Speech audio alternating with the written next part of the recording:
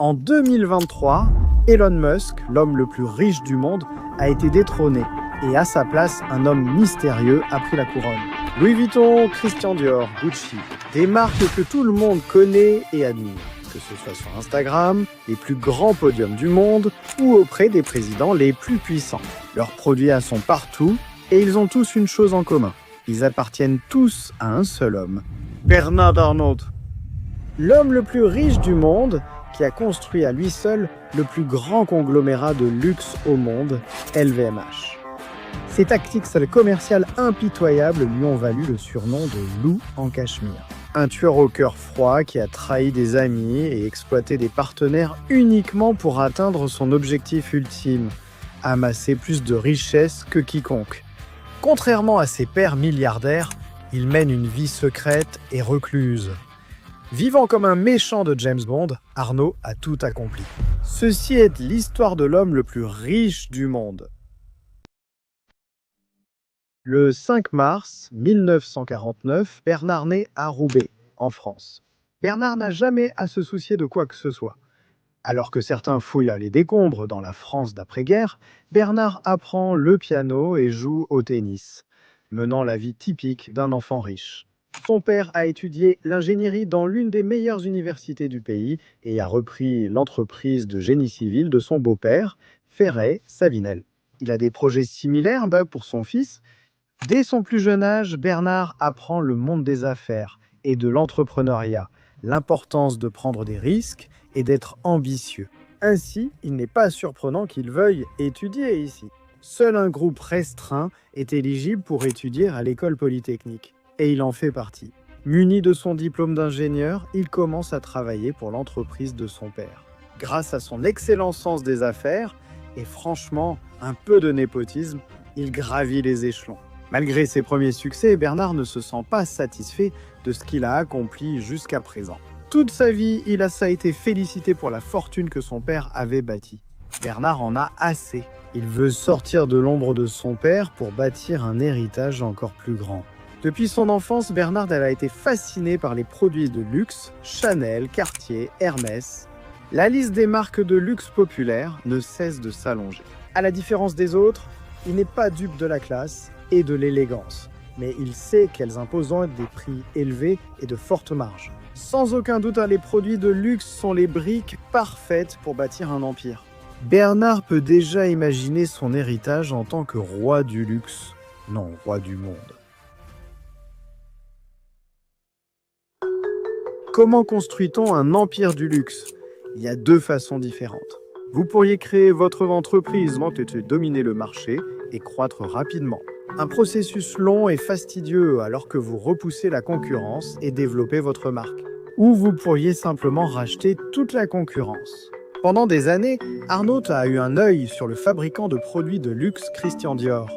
Je regardais plusieurs idées et je suis tombé sur Christian Dior. Et immédiatement, j'ai pensé que cette marque avait beaucoup de potentiel. Il voit l'opportunité de revitaliser la maison de couture avec la bonne gestion pour transformer Dior en une marque de luxe mondiale. Malgré tous ses efforts, ses propriétaires ne la lui vendent pas. Mais pour tout bonhomme d'affaires, les problèmes ne sont que des opportunités cachées. En 1984, tandis que le monde découvre Save Our Souls fantôme, toute l'industrie textile européenne est donc confrontée à de grandes difficultés économiques. Alors que certaines filles essaient d'obtenir une réduction sur un sac Louis Vuitton, Bernard Arnault voit une opportunité bien plus grande. Au milieu de la crise de l'industrie textile, il n'achète pas seulement des produits de luxe, mais des entreprises entières. Grâce à un ami, Arnault découvre l'entreprise textile en faillite Boussac Saint-Frères. Ses actifs comprennent le grand magasin Le Bon Marché et le magasin Conforama. Mais surtout le Christian Dior. C'est l'opportunité idéale pour exploiter ses compétences en affaires et se rapprocher de sa vision, dominer le secteur du luxe. Mais d'abord, il doit remporter un appel d'offres avec le gouvernement français. Après de longues négociations et en utilisant ses relations avec des politiciens locaux et des entrepreneurs influents, Arnault parvient à convaincre le Conseil. Tout ce qu'il a à payer, c'est un franc symbolique avec l'engagement de conserver au moins 12 250 des 16 000 emplois. Une promesse que Bernard n'a aucune intention de tenir. Boussac a de nombreux problèmes, une dette astronomique, une rentabilité en baisse et des problèmes de gestion générale. Sans liquidité, l'entreprise est condamnée à échouer dans son état actuel. Alors Bernard Arnault se met au travail. Il rationalise les opérations et réduit les coûts. La vente de la plupart des divisions rapporte 500 millions de dollars, assez pour recentrer l'entreprise. Mais cela a un coût. 9000 personnes sont licenciées lorsque des filiales sont vendues à des investisseurs étrangers. Au final, Bernard Arnault réduit Boussac à l'essentiel, ne gardant que le grand magasin Le Beau Marché et sa cible initiale Christian Dior. Disposant de liquidités suffisantes, il est prêt à s'étendre. En peu de temps, l'entreprise réalise plus de 2 milliards de dollars de chiffre d'affaires, possède plusieurs marques de mode et dispose de fonds suffisants. Arnault a maintenant un véritable enjeu dans la partie, mais pour lui, participer ne suffit pas. Il veut gagner. Selon n'importe quel critère, Bernard Arnault peut être considéré comme un homme à succès. Il a multiplié sa fortune à plusieurs reprises et a construit une entreprise puissante. Mais Bernard n'est pas facilement satisfait. Il veut tout avoir, il veut être l'empereur du luxe. Et s'il doit employer des méthodes mal vues, qu'il en soit ainsi. Les marchés boursiers dans les années 1980 sont dominés par un type particulier d'investisseurs, des personnes guidées par la cupidité et qui ne se soucient que de gagner de l'argent. Aucune affaire n'est trop impitoyable, personne n'a la moindre chance contre eux. C'est l'époque des prédateurs d'entreprises comme Carl Icahn. Il est connu pour sa soif de sang insatiable et ses tactiques téméraires. Icahn a transformé le monde des affaires américain par ses prises de contrôle, réelles ou menacées, de nombreuses entreprises.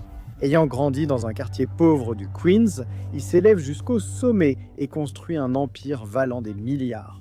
N'oubliez pas de consulter notre biographie à son sujet. Un prédateur financier est un investisseur qui achète d'importantes parts dans une entreprise dans le but d'en prendre le contrôle. Ils peuvent contrôler une entreprise, imposer des changements pour accroître la rentabilité ou la scinder pour vendre les parties et en tirer profit. Alors que les raids financiers semblent excellents pour les banquiers cupides de Wall Street, ils sont un cauchemar pour les entrepreneurs qui craignent de voir l'œuvre de leur vie vendue. Mais comment se protéger contre un raider hostile ? Eh bien, Arnault a une idée pour aider les marques de luxe principalement gérées par des familles à protéger leur héritage. Au lieu de lutter seuls contre les raiders, pourquoi ne pas unir leurs forces pour devenir une forteresse imprenable ? Arnault présente sa stratégie à deux magnates rivaux du luxe. Alain Chevalier, président-directeur général de Moët Hennessy, et Henri Racamier, président de Louis Vuitton. Tous deux craignent de perdre tout ce pourquoi ils ont travaillé à cause de raiders hostiles. Après d'innombrables heures de négociations et de persuasion, une nouvelle révolutionnaire est annoncée. Louis Vuitton et Moët Hennessy vont fusionner, créant ainsi le plus grand conglomérat de luxe au monde à ce jour, LVMH. La plupart des marques de luxe comme Louis Vuitton, Dior ou Moët sont relativement petites et peuvent être évaluées à bas prix. L'industrie textile européenne subit une forte pression à cause de l'évolution des préférences des consommateurs et de la mondialisation. Les prédateurs hostiles aiment ça. Quand une entreprise est en difficulté, elle peut être rachetée à bas prix et vidée de ses fonds. Mais en regroupant plusieurs entreprises sous une société holding commune, elles deviennent tout simplement trop chères pour des prises de contrôle hostiles. Malgré toutes leurs difficultés, la fusion ne met cependant pas fin aux préoccupations stratégiques de Louis Vuitton et Moët Hennessy. En unissant leurs forces, ils ont peut-être écarté les menaces extérieures. Mais qu'en est-il des conflits internes ? Après tout, il reste encore des rivaux. Les deux coprésidents, Henri Racamier et Alain Chevalier, divergent fortement sur les choix stratégiques, paralysant essentiellement le conglomérat. Mais comme on dit, quand deux se disputent, le troisième se réjouit, et Bernard Arnault se réjouit certainement. Peu de temps après la création de LVMH, l'un des cracks boursiers les plus dévastateurs se produit. Le lundi noir de 1987, la loi de la gravité a frappé Wall Street aujourd'hui, ainsi que les marchés financiers du monde entier, alors que les cours des actions ont chuté encore plus qu'ils ne l'avaient fait lors du mardi noir de 1929. Ils appellent cela le massacre du lundi, la pire chute de Wall Street. En une seule journée, les marchés boursiers du monde entier ont perdu jusqu'à 46% de leur valeur. Les pertes totales sont estimées à plus de 1,7 trillion de dollars. Mais Bernard a un avantage sur beaucoup d'autres. une réserve d'argent apparemment inépuisable. Comme dit le proverbe, il faut acheter quand il y a du sang dans les rues, non?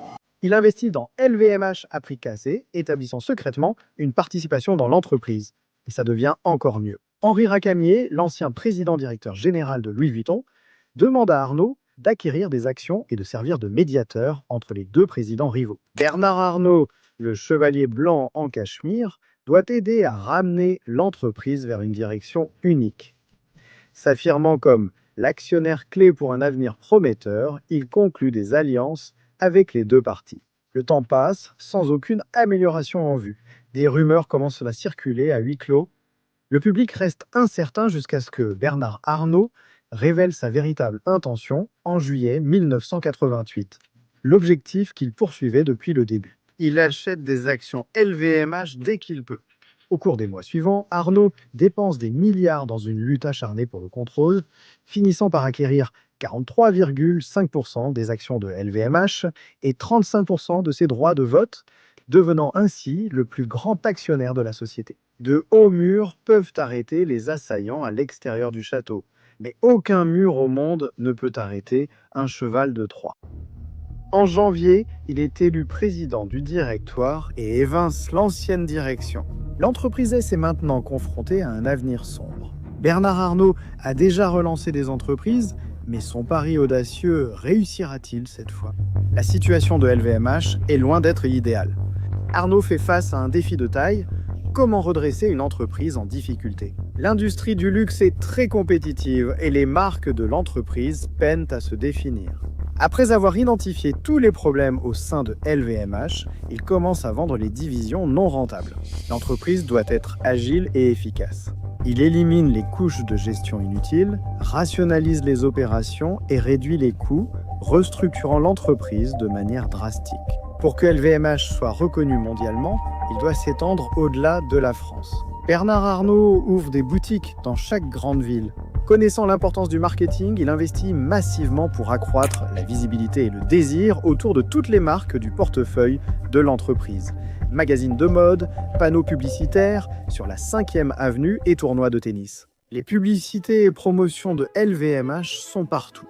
Les gens du monde entier doivent découvrir les produits glamour de l'entreprise.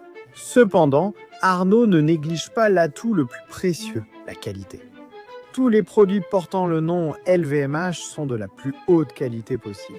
Construire une grande entreprise avec nos partenaires avec un seul critère, la meilleure qualité et le produit le plus élitiste dans chaque gamme que nous vendons à travers le monde.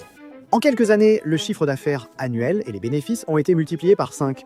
Le cours de l'action de LVMH augmente de 16 fois, ce qui fait grimper la fortune de Bernard Arnault à de nouveaux sommets. Cela suit une frénésie d'achat inédite, dépassée seulement par les filles de familles riches cherchant un sac Birkin. Le loup en cachemire semble inarrêtable, une véritable force de la nature. Il dévore discrètement les plus grands noms de la mode, mais une marque ne cédera pas si facilement. Gucci. Le célèbre fabricant italien de maroquinerie, Gucci, fait sensation avec ses créations innovantes et son leadership.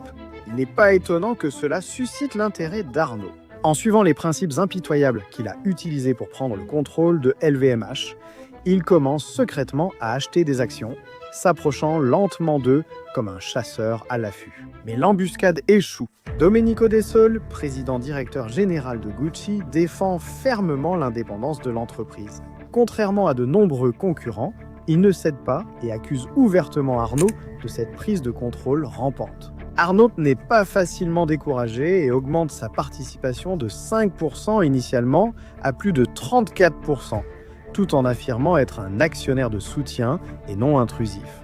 Lui feriez-vous confiance? De Sole ne le fait pas et propose un accord. En échange d'un siège au conseil, Arnault accepterait de ne pas accroître sa participation. Le magnate français refuse instantanément. De Sole pense: si Arnault veut un affrontement, il en aura un. Il cherche activement une solution et découvre bientôt la réponse. Une faille autorise l'émission de nouvelles actions avec seulement l'accord du conseil, excluant des actionnaires comme Bernard. Chaque fois que LVMH achète plus d'actions, Gucci en crée de nouvelles pour diluer sa participation. Le combat s'éternise pendant des années. mais finalement un accord est trouvé. En septembre 2001, LVMH accepte de vendre toutes ses actions dans Gucci, repartant tout de même avec un joli bénéfice de 700 millions de dollars. Malgré ce léger revers, LVMH atteint de nouveaux sommets, dominant largement ses concurrents. Que se passe-t-il lorsque vous atteignez le sommet du succès? Pour Bernard Arnault, c'est simple.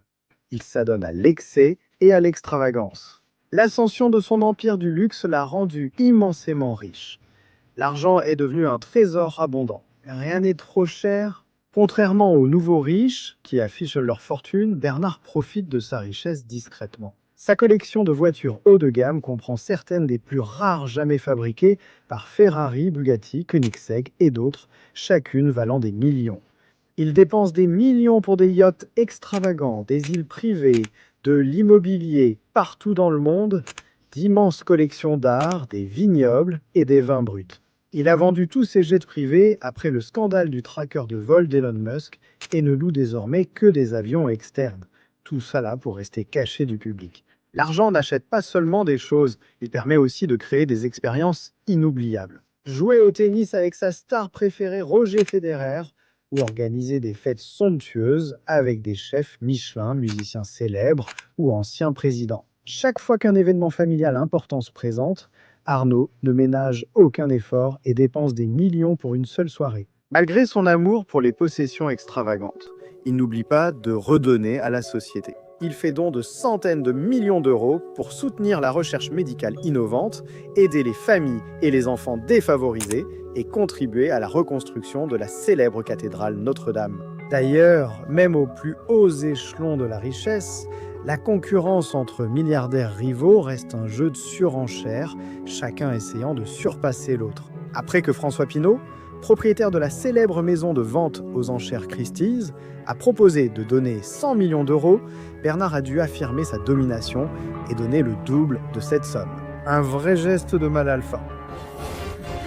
Aussi impressionnant que soient ses efforts philanthropiques, son héritage va bien au-delà de la charité. Son incroyable succès dans le monde des affaires est indéniable, ayant transformé LVMH en l'empire mondial du luxe d'une valeur de 460 milliards qu'il est aujourd'hui. Avec apparemment aucune fin en vue, une seule question demeure. Une entreprise pourra-t-elle un jour rivaliser avec le monstre colossal que Bernard a créé ?